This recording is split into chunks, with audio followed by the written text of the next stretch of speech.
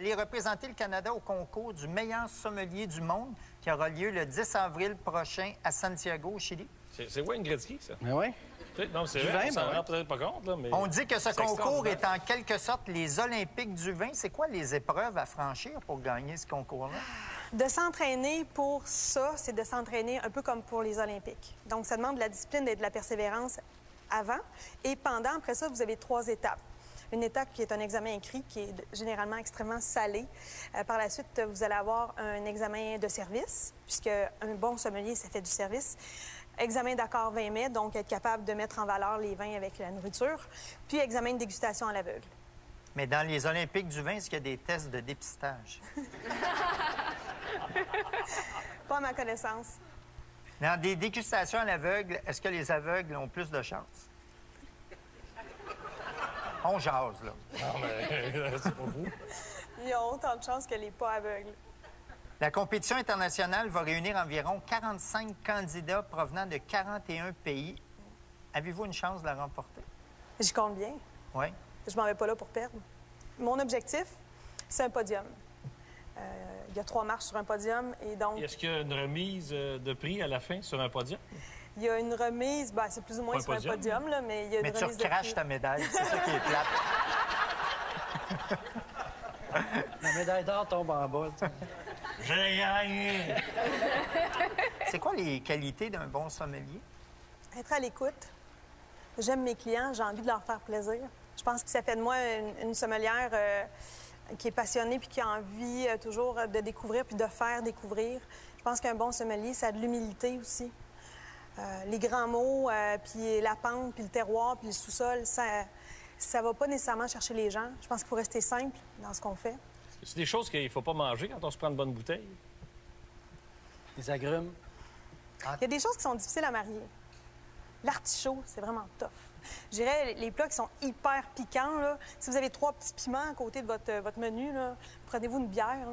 Je veux dire, ça ne marchera pas. Mais en même temps, aux Indes, il y a des gens qui mangent les currys avec du champagne.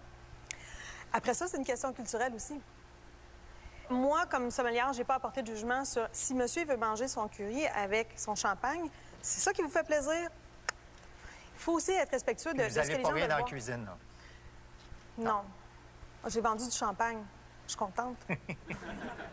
Vous avez été invité par le Court of Master Sommelier, sommelier, à vous joindre au programme pour obtenir le titre de Master Sommelier. Il y a seulement 168 personnes qui ont obtenu cette certification internationale-là. Vous êtes inscrite à l'épreuve finale qui aura lieu en août prochain. Pour le moment, le Club Select ne compte que 14 femmes en Amérique du Nord. Est-ce que le milieu de la sommellerie est un boys club? De moins en moins. Il faut être patient. On ne peut pas tout changer du jour au lendemain. Puis je dirais que la génération montante est une génération où il va y avoir plus de femmes dans notre métier. C'est encore un métier qui est très masculin, mais je dirais que par expérience, je trouve que l'équilibre homme-femme, moi, dans mon équipe, on est 4, 2 filles, 2 garçons.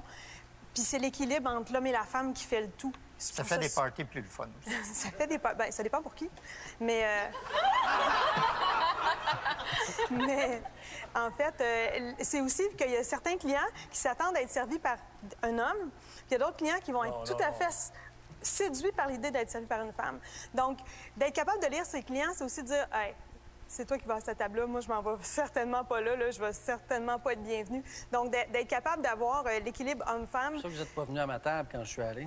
Non, je vous envoie un gars. C'était voulu, Danny. Puis tu l'as pris, la bouteille à 80. Vous étiez satisfait, c'est ça l'important. C'est même pas vrai, je suis allé. Élise, vous êtes là, alors parlons vin. C'est à boire, mesdames, c'est à boire qu'il nous faut.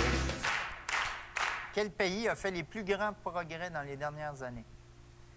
L'Espagne a fait de très beaux progrès dans les dernières années. L'Argentine, le Chili, la Nouvelle-Zélande. Ça, ce sont des pays qui en font depuis longtemps. Il y a des Comme gens qui l'Argentine, faisaient... je suis allé, il y a des vignobles, il y avait 125 ans, 150 ans. Oui. Il y a des gens qui ont su s'actualiser. C'est ça qui fait la différence en ce moment. De quel pays improbable avez-vous bu le meilleur vin? Hi! Tout ce que j'ai bu de pays improbables était assez improbable. Pas bon. C'était pas bon. Il y a des choses que j'ai bu, j'ai fait comme, est-ce que je suis vraiment obligée de boire ça? Mais le Japon, par exemple, fait des vins. Est-ce qu'ils sont bons? Château Mercian fait des belles choses, c'est honnête. Oui, ça, c'était très surprenant. En fait, vous me donnez Oui. Oui. Un élément de réponse? Oui. On sent le bouchon de liège. Est-ce qu'on a l'air épais quand on sent le bouchon de plastique ou le twist cap? Un peu. Faut pas faire ça. Idéalement, non. Si on a la grippe, est-ce qu'on peut apprécier quand même le vin? Ça dépend à quel degré vous êtes congestionné. Une bonne contaxée quelques minutes avant, quelques heures avant, puis ça peut bien fonctionner. Puis en plus, avec une contaxée qui est moins sélectif, tous les vins deviennent assez bons quand Oui, même. dans l'ensemble, oui. Quel vin on boit avec des sushis? Moi, je préfère privilégier les vins blancs. Avec les sushis, j'aime bien les vins aromatiques. Ça peut être des vins de l'Alsace, par exemple, qui peuvent être très, très beaux avec les sushis. Ouais. Si on aime ajouter le gingembre et le wasabi, c'est là qu'on peut aller chercher des choses, même avec un tout petit peu de sucrosité, qui peuvent être vraiment sympas. Quel est le meilleur château hamburger que vous avez bu? Un bon burger, ça peut être vraiment bon. Ben hein. oui, avec un super vin. Hein. Si on le met tout garni, là, souvent le ketchup va amener de la sucrosité. Un vin américain, ça peut être vraiment sympa.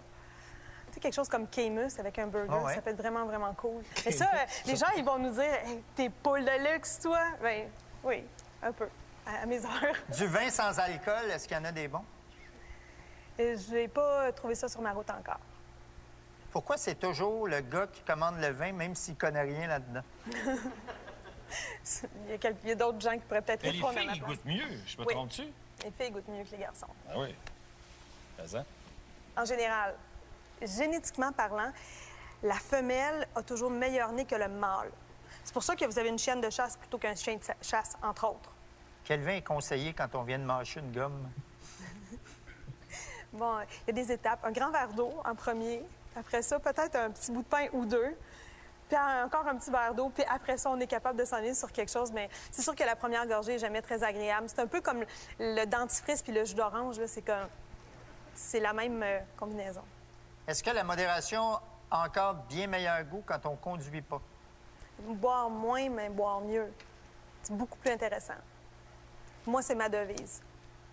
En fait, c'est quand on enlève notre veston, il faut se poser des questions. Quand on enlève la chemise, là, c'est qu'on est rendu beaucoup trop loin.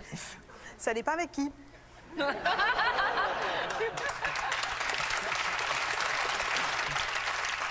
Parce que moi, dans ma tête, j'étais encore au restaurant. Est-ce que ça arrive souvent qu'on vous retourne un vin qui était parfaitement buvable et qu'est-ce que vous faites? C'est nous qui l'avons proposé, le client n'aime pas. Moi, j'endosse ma suggestion, je vais dire, pas de problème, je reprends le vin, je vous rapporte la carte. Si le client l'a choisi, que le vin n'est pas défectueux, je vais voir avec la personne qu'est-ce qui lui a pas plu. Sans nécessairement lui dire, non, le vin était bon, chose. On va prendre le temps de dire, bon, ça vous a moins plu. Oui, t'es assez fâché. Ça vous a moins plu, OK. Si vous voulez, je vous rapporte la carte, je vous amène à refaire une autre sélection parce que la prochaine bouteille risque d'être sensiblement dans le même style. Comme ça, on est capable de faire en sorte que la personne ne se sente pas inconfortable. Moi, ça me donne rien de garder quelqu'un en salle à manger toute une soirée avec un vin qu'il n'aimera pas. Il va être mécontent de sa soirée, il ne voudra pas revenir, puis en plus, il va dire que le service n'était pas bon. Est-ce qu'on vous a déjà accusé de boire sa job? Pas encore. Élise,